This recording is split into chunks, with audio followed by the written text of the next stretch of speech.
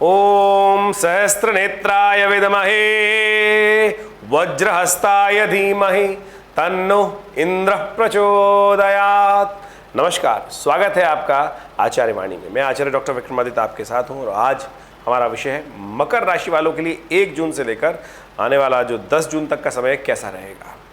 देखिए, समय के अनुसार से हमें कार्य करने का प्रयास करना चाहिए और ज्योतिष विज्ञान के माध्यम से हम समझ सकते हैं कि समय हमारे लिए कैसा चल रहा है। देश काल परिस्थिति को जो समझते हुए कार्य करता है, मुहूर्त को समझते हुए जो कार्य करता है, उनके लिए समय अच्छा ही रहता है, प्रभाव भी, रिजल्ट भी उनके अनुकूल रहते हैं। मकर राशि वालों की यदि हम बात करें तो इस वक्त मकर राशि वालों के लिए ग्रहों का योग ऐसा चल रहा है कि यदि हम संभल कर चलने की ज़रूरत है। हल्का सा भी थोड़ा सा फिसलाव होगा तो कहीं ना कहीं क्लैश पड़ सकते हैं और मनोमस्तिष्क में थोड़ा सा कहीं ना कहीं परिवर्तन आने के योग दिखाई देते हैं। लाभ की स्थिति है, धनागमन की स्थिति दिखाई देती है, पॉजिटिव चीज़ दिखाई देते हैं। लेकिन मंगल जिस प्रकार से शनि के साथ योग बनाते दिखाई दे रहे हैं आजकल, वो थोड़े से क्लैश उत्पन्न कर सकते हैं, थोड़े से मनमुटाव उत्पन्न कर सकते हैं। परिस्थितियों में थोड़ी सी चाणक्य नीति की ज़रूरत है, डिप्लोमेसी की ज़रूरत है।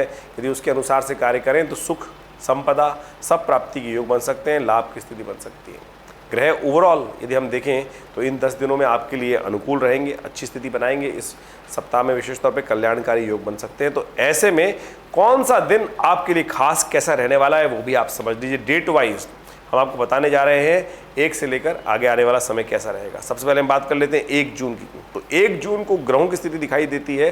सबसे पहले पंचांग की बात कर लेते हैं। तो पंचांग के अनुसार से ज्येष्ठ मास का शुक्ल पक्ष चल रहा है, द्वादशी तिथि है, बृहस्पतिवार का अवसर है, तुला में चंद्रमा चल रहे हैं। उस दिन प्रदोष व्रत है, गुरु प्रदोष व्रत है। विशेष तौर पर इस बात को समझ लें, गुरु प्रदोष बड़ा महत्व रखता है। आमतौर पे विद्या इत्यादि के संबंध में, बुद्धि इत्यादि के संबंध में, धर्म के संबंध में, पाप को खत्म करने के संबंध में, कई प्रकार के असंभव कार्यों को करने के लिए ये तिथि बड़ी अनुकूल कही गई है। बड़े महत्व से ये तिथि का पदार्पण होता है, योग बनता है। तो विभिन्न योगों से बृहस्पति का और खासतौर वार का और जो प्रदोष का योग बना है, गुरु प्रदोष जो योग बना है वो कल्याणकारी है। ऐसे में चंपा द्वादशी भी पड़ रही है।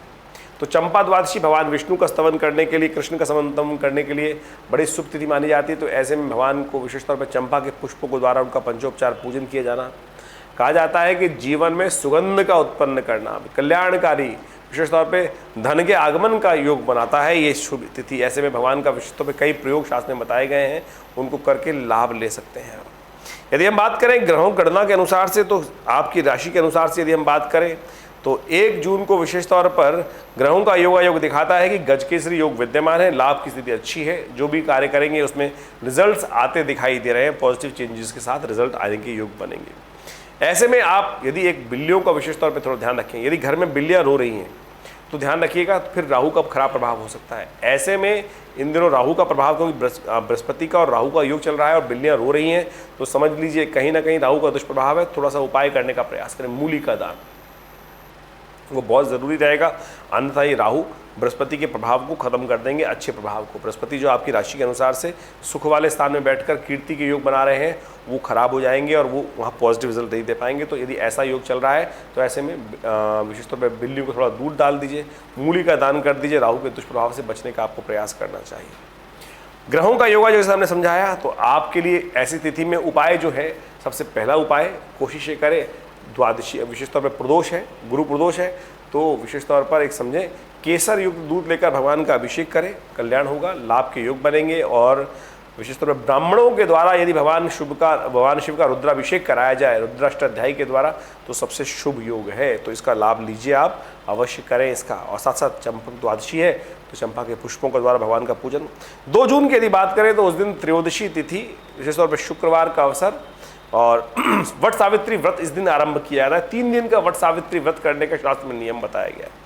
तो बहुत असंभव कार्यों को पूर्ण करने के लिए, स्वास्थ्य संबंधी समस्या किसी परिवार में चल रही हो तो कहा जाता है कि ऐसे में 3 दिन का महामृत्युंजय मंत्र का अनुष्ठान यदि करने का योग बने तो असंभव से असंभव स्वास्थ्य की समस्या को ठीक करने के लिए पॉजिटिव चेंजेस हो सकते हैं। आप स्वयं करें, बैठकर अपने जीवन साथी के लिए महामृत्युंजय मंत्र का जप करें। देखिए, असंभव से असंभव कार्य को ठीक करने का योग बन सकता है।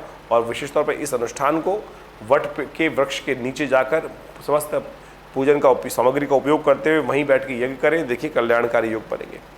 ग्रहों का योगायोग अनुकूल है, साथ साथ आपके लिए अच्छा योग बना हुआ है। यदि आप पूरी तरह से शुक्र नीति का थोड़ी सी डिप्लोमेटिक चीज़ों का इस्तेमाल करते हुए कार्य करेंगे तो बहुत अच्छा रहेगा। जो शादीशुदा लोग हैं वो जीवन साथी का इस्तेमाल करते हुए, उनका सहयोग करते हुए, उनको प्रसन्न रखते हुए कार्य करेंगे तो उनके लिए विशेष तौर पर लाभ की स्थिति बन सकती है और परिवर्तन की स्थिति बन सकती है। ऐसे में आगे बढ़ने के योग प्राप्त होंगे, आपको कुछ बड़े लोगों से मुलाकात होने के योग भी बन सकते हैं। यदि हम बात करें 3 जून की, तो 3 जून को विशेष तौर पे मकर राशि वालों के लिए ग्रहों का योगायोग क्या है, पंचांग सबसे पहले समझ लीजिए। चतुर्दशी तिथि है, शनिवार का अवसर है, ज्येष्ठ मास के विशेष तौर पे शुक्ल पक्ष की चतुर्दशी शनिवार। वृश्चिक में चंद्रमा आ गए हैं। वृश्चिक में चंद्रमा थोड़े से शीर्ण कमजोर हो जाते हैं, मनोमस्तिष्क में थोड़ी सी कमी आने के योग बन सकते हैं, विचारों में थोड़ी सी कमी आती दिखाई दे रही है। ऐसे में थोड़ा सावधान होकर काम करने का प्रयास कीजिएगा। देखिए मंगल भी क्षीण चल रहे हैं और ऐसे में चंद्रमा भी जब क्षीण हो जाते हैं तो ऐसे में थोड़ा सा जो मनोमस्तिष्क का फ्रीक्वेंसी ऑफ लेवल है थोड़ा सा कमजोर हो जाता है, उसको पॉजिटिव रखने का आपको प्रयास करना चाहिए। ग्रहों का योगायोग आपके लिए दिखाता है खासतौर पे अपने विचारों में दृढ़ता लाने का आपको प्रयास करना चाहिए। हतोत्साहित ना हो, छोटी छोटी बातों में हतोत्साहित होने से नुकसान हो सकता है। तो ऐसे में शनिवार का अवसर है और साथ साथ सत्यव्रत भी इस दिन है। तो चंद्रमा को के निमित्त चंद्रमा के थोड़ा सा एक काम करें, उपाय के तौर पर तो सत्यव्रत रखें, भगवान विष्णु का मंत्र का जप करें, ओम नमो नारायणाय, चूरमे का भोग लगाकर प्रसाद लगाकर वितरण करें और स्वयं भक्षण करें, भगवान सत्यनारायण की कथा सुनें। और हो सके तो शाम को एक शंख में थोड़ा दूध रखकर और सुबह उस दूध से स्नान कर लीजिएगा। देखिए पॉजिटिव चंद्रमा मनोमस्तिष्क में परिवर्तन पॉजिटिव आने के योग बनेंगे। रात भर उस चंद्रमा दूध को शंख में रख के वहाँ चांदी में रख के सुबह थोड़ा सा वो दूध पानी में मिलाकर फिर उससे स्नान कीजिएगा। वो पॉजिटिव चेंजेस चंद्रमा को जो शीर्ण हो तब ऐसे में उसका लाभ लेते हुए कार्य करना चाहिए। 2 दिन चंद्रमा शीर्ण रहेगा। यदि हम बात करें 4 तारीख की, तो 4 जून को पूर्णिमा का अवसर है, रविवार का अवसर है। साथ साथ पूर्णिमा रविवार, ज्येष्ठ पूर्णिमा। स्नान दान और जल के दान का बड़ा महत्व, छाते का दान का बड़ा महत्व कहा गया, खरबूजे के दान का, पंखे के दान का, इन सब चीज़ों का विशेष महत्व शास्त्र में बताया गया। सूती वस्त्रों का दान करना चाहिए। इस दिन वट सावित्री का व्रत भी करने का शास्त्र में नियम है। तो वट सावित्री का व्रत कर आप अनेक प्रकार के अशुभ प्रभावों को अपने जीवन से दूर कर सकते हैं। शनि क्योंकि विशेष तौर पर इन दिनों आपकी राशि के अनुसार से द्वितीय भाव में चल रहे हैं, स्वास्थ्य में थोड़ा सा कष्ट देने के योग बना सकते हैं। तो ऐसे में विशेष तौर पर आप अपने वजन के अलावा सतनाजे का दान करने का प्रयास कीजिए, आपके कष्ट कम होने के योग बन सकते हैं। ऐसे में गंडमूल नक्षत्र भी विद्यमान है। तो गंडमूल नक्षत्र जब हो तो उस दिन जो जातक जन्म लेते हैं उनकी मूल शांति करानी परमावश्यक है। इस बात का ध्यान रखते हुए कार्य करें। ग्रहों का योगायोग आपके लिए चंद्रमा थोड़े शीर्ण बने हुए हैं, तो इसलिए आपको सुबह सुबह भगवान सूर्य का दर्शन कर थोड़ा सा उनको दूध थोड़ा डालकर एक थोड़े से लोटे में, तांबे का लोटा मत लीजिएगा, या तो स्टील का बर्तन ले लीजिए, चांदी का बर्तन ले लीजिए। यदि चांदी का बर्तन ना हो तो कम से कम स्टील के बर्तन के द्वारा थोड़ा दूध डालकर भगवान सूर्य को उनका अभिषेक करें और भगवान सूर्य को अर्घ्य दें और थोड़ा एक पुष्प भगवान को अर्पित करें और उनकी तेज को अपने अंदर ग्रहण करें। उससे पॉजिटिव चेंजेस, मनोविचार में परिवर्तन आने के योग बनेंगे और उत्साहवर्धन होने के योग बनेंगे। ये उपाय करें, कल्याण रहेगा। 5 तारीख की यदि हम बात करें तो आषाढ़ का महीना आरंभ हो रहा है, उस दिन से प्रतिपदा तिथि है और साथ साथ द्वितीया तिथि भी है। क्योंकि द्वितीया क्षय हो गई है तो प्रतिपदा द्वितीया का दोनों का योग रहेगा।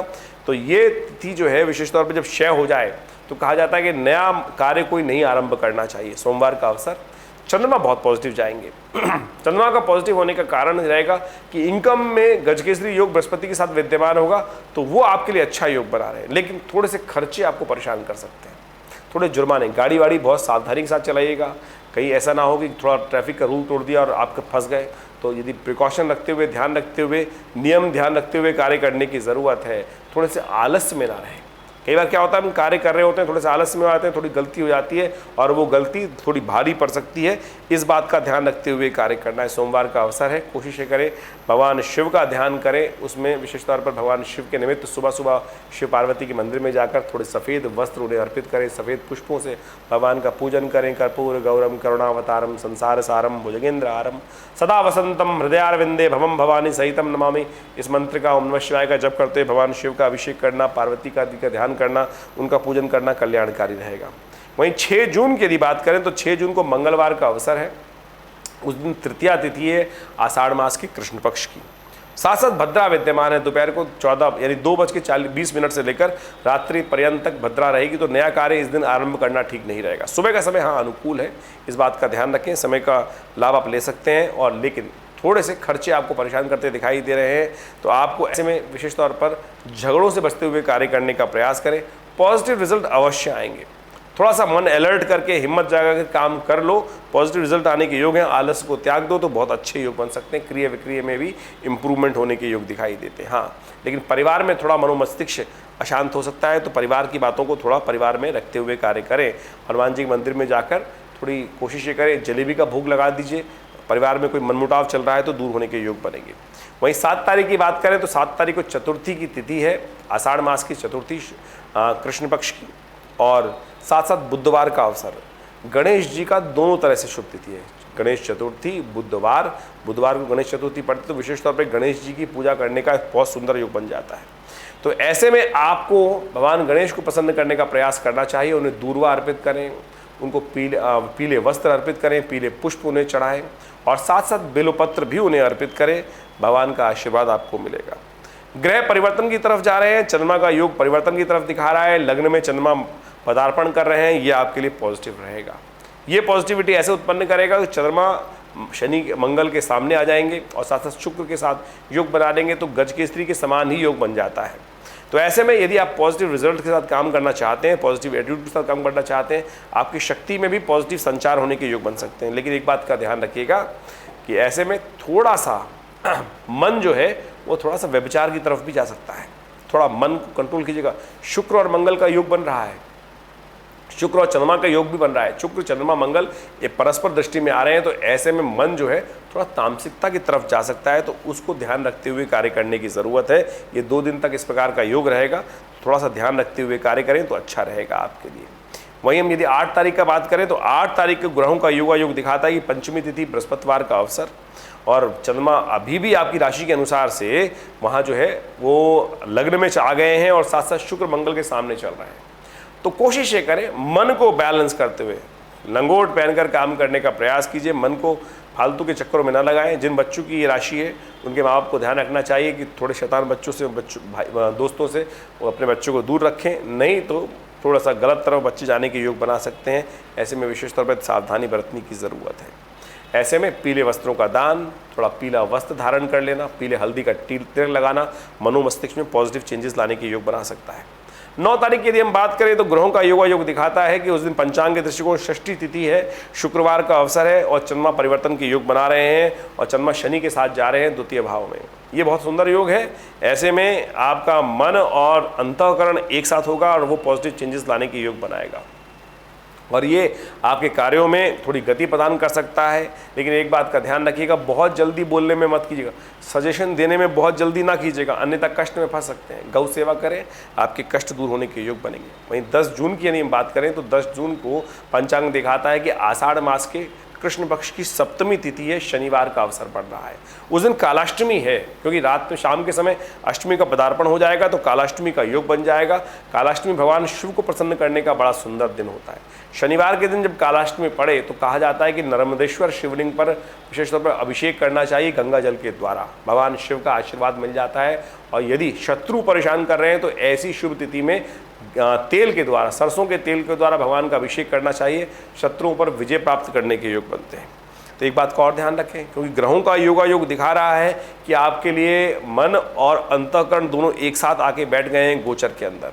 तो कोशिश ये करें, मन अंतःकरण जब एक साथ हों तो कई बार थोड़ा स्लो हो जाता है व्यक्ति, बहुत ज़्यादा हर चीज़ में विचार करने लगता है, कार्य करूँ ना करूँ, इसके द्वारा क्या होगा कैसे होगा। तो आप कार्य को करने का प्रयास तो कीजिए, ज़्यादा विचार में ना फंसें। आप सफलता के योग चल रहे हैं, चीज़ों में अच्छे पॉजिटिव रिजल्ट आने के योग बन रहे हैं, तो इसलिए बहुत ज़्यादा मंत्रणा में ना फंसें। कार्य को तुरंत योग्य व्यक्ति की सलाह लेकर कार्य करने का प्रयास करें, रिजल्ट अच्छे होंगे। विश्वास रखें भगवान पर, भगवान शिव का ध्यान करके समस्त कार्य करें, कल्याण होगा।